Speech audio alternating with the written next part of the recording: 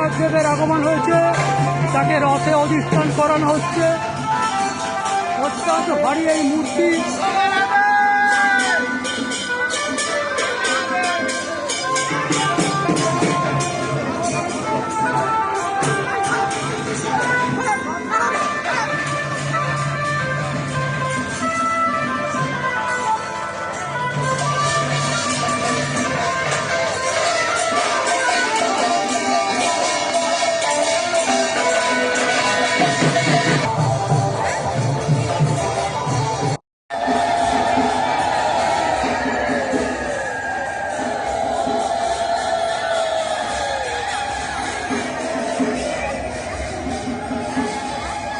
মুরারি বাবার রথ, বারাসতের বিখ্যাত 11 নম্বর রেলগেট, তার পাশে যে রাধা গোবিন্দ মন্দির এবং বারাসত কলেজের পাশে যে রাধা গোবিন্দ মন্দির, সেখান থেকে প্রদীপ জ্বালিয়ে মুরারি বাবা রথের শুভযাত্রা শুরু হলো।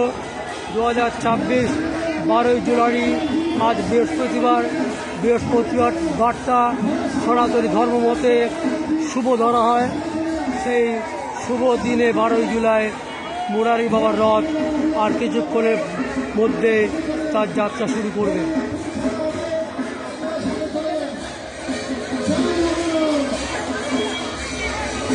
মুরারি বাবার রথে দড়িতে টান পড়েছে। বারাসতের বিখ্যাত মুরারি বাবার রথ, যে জগন্নাথ লক্ষ লক্ষ মানুষ তারা রথের দড়ি ধরে এগিয়ে নিয়ে যাচ্ছে। জয় জগন্নাথ দেবের রথযাত্রা শুরু হয়ে গেল। 12ই জুলাই বৃহস্পতিবার 2026, অসংখ্য মহিলা ভক্তবৃন্দর মাধ্যমে রথযাত্রা শুরু হয়ে গেল।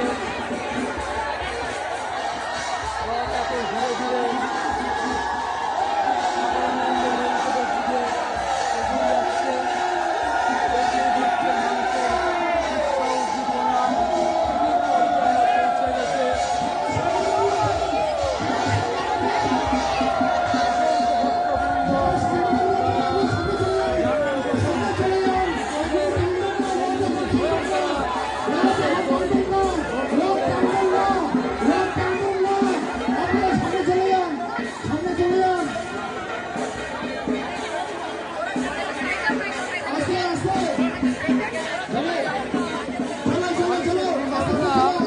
কোন পর্যায়ে গেছে এই মুরারি বাবার রথ দেখলে বোঝা যায়।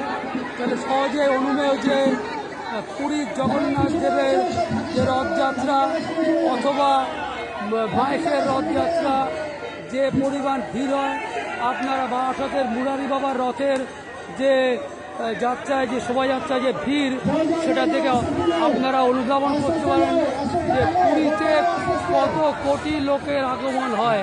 এখানেই তো কয়েক হাজার লোকের দর্শকের ভিড়। বাচ্চা পুরো তারা বিপদের সম্মুখীন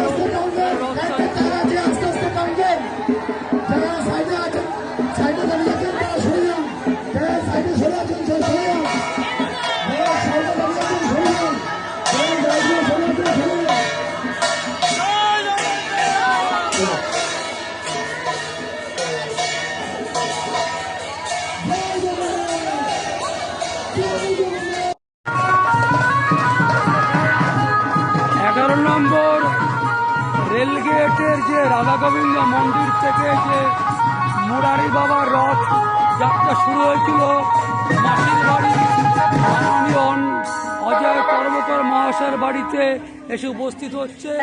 মাসির বাড়ি অজয় কর্মকার মহাশয়ের বাড়িটাই মাসির বাড়ির রূপে গণ্য হয়েছে।